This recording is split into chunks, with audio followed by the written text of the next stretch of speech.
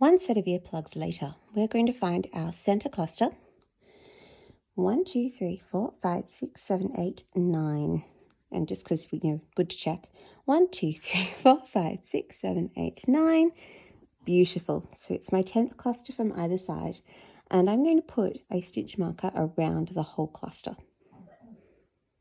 There's method in my madness, I promise. Okay, now we cluster our way back across, just like doing a regular granny. You just put a cluster in between every cluster you've already worked. I've done my chain 3. I'm going to yarn over and do a double crochet into that first stitch again. Okay, so right there at the base of the stitch. And I think of this as like my half cluster. Very boring. Then I just cluster over here into this gap. And we are off and running all the way across the work. This time we'll end up with an even number of clusters. Because I had 19 in my previous row, I will now have 18 complete clusters. And I'm going to mark the center 2 of those when the row is complete. And that's because they will form the base of my skull shape. Then we don't have to count anymore. Well, we do, I lied. But we're going to count things like chains and individual stitches. And then we just cluster until we run out of scarf and turn it around. And that's a lot easier than needing to know how many clusters are on each end of your skull all the time. Because that's hard work. I also like that point of, I'm halfway. Whoops. I'm sticking my hook in the wrong part of the stitch. So just keep clustering across, 3DC in every space. This is always quick and easy because you're just working to the space in between the clusters. You don't need to find a particular stitch or a particular loop to put the hook into. Just whack it between. Good-o. There's our center cluster, and that's going to help us in a minute to mark our 2 center clusters. Because like I said, they're going to be the important ones that we use as landmarks.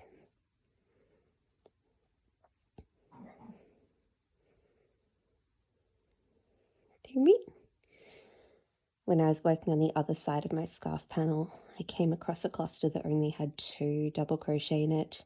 I was so cross with myself I had to pull out like 2 entire rows to get back to it. And I sat there thinking about it going, no one's ever going to notice. And I thought, no, but I will notice and I will know. Trust me though, most of the time, no one ever notices if you leave a stitch like that out. And if they do, who cares? You say, that's what makes this unique. And get on with your life. Okay, I'm so close to the end.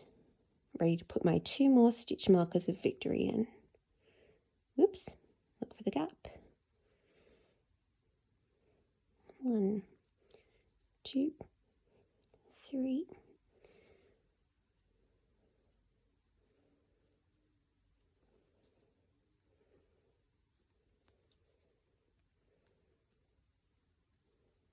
Last cluster. Okay, now because we have this like wacky action half thing going on, I do 1 DC into the space between the cluster and the chain just here. And then, because I'm a little bit of a, well, maniac really, I actually work into that stitch, the top chain of the chain 3. If you want to, you can just put another DC into the space. I'm not going to lie, it looks pretty damn similar, but this is just one of those funny hills that I like to die on. So I am going to fiddle around for a bit longer, find the chain, and I just have strong feelings about how that sits, and that's my issue and mine alone. All right, like I promised, let's find the 2 clusters on either side of the center cluster. And I'm going to put a stitch marker around each cluster. And I'm doing this because they're going to be the clusters that I skip over to make my skull. So let's grab a completed one so you can have a look at exactly what I'm talking about. Okay, and you'll see that just here, this is the base of my first space. So when I start working this row across, I'm going to stop here, cluster here, then chain across and put a cluster here. So my brain tells me I'm skipping 2 clusters. I know that's crazy because I'm really only skipping doing 1 in the middle, but I think of skipping over the 2 I've already worked. So however you want to think about that, that's up to you, your life choices.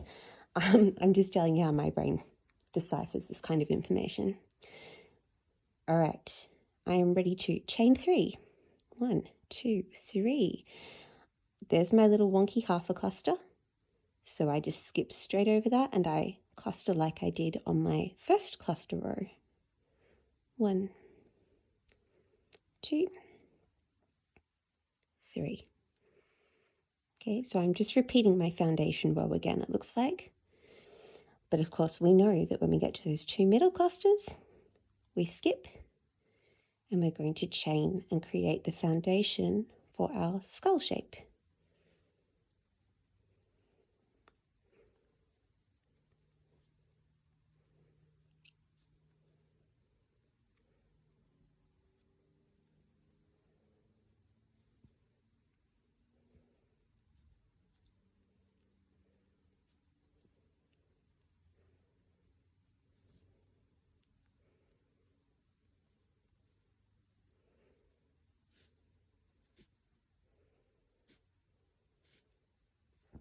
Oops, let's just throw that over the side there so I've got more slack to play with.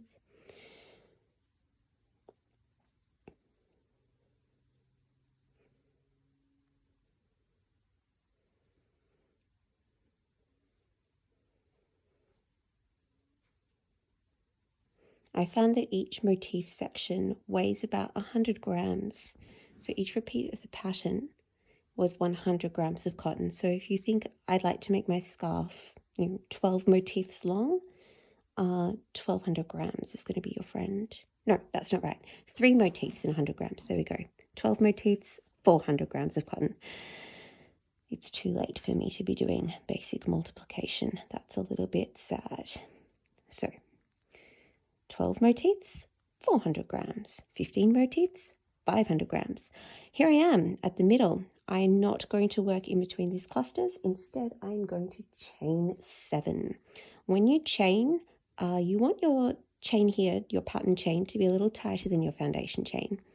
So I don't want to have like this big gappy chain because that's going to make my motif really wonky and stick out, and no one wants that. So I'm going to keep a nice tension on my left hand and think of making this look like a plait. Okay, 2, 3, 4, 5, 6, 7. And it kind of looks the way that, hair does when you plait it. Is that crazy? Maybe, I don't know.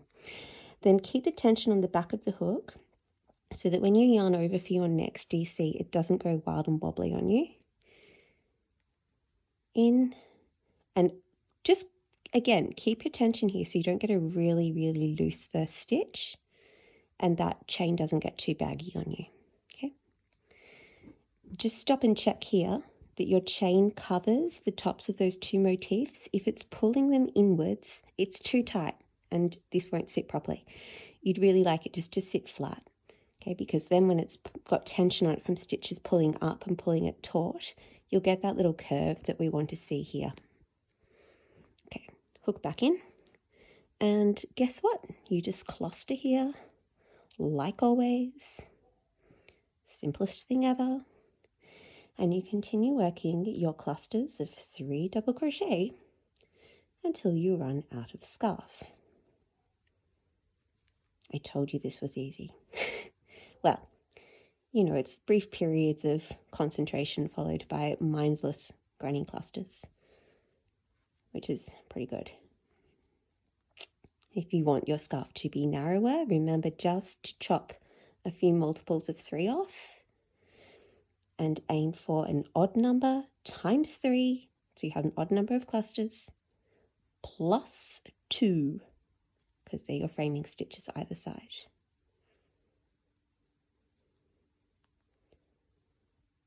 Uh-oh, hate it when that happens.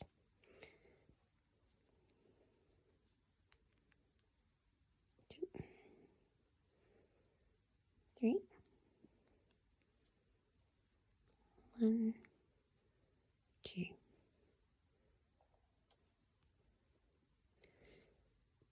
3, 1, whoops, there you go, 2, 3, and here we are with our last half a wonky cluster. I yarn over and I work my double crochet into the top of that chain 3 so it sits flat. Again, my crazy thing, not yours. All right, we are about ready to start doing some serious counting.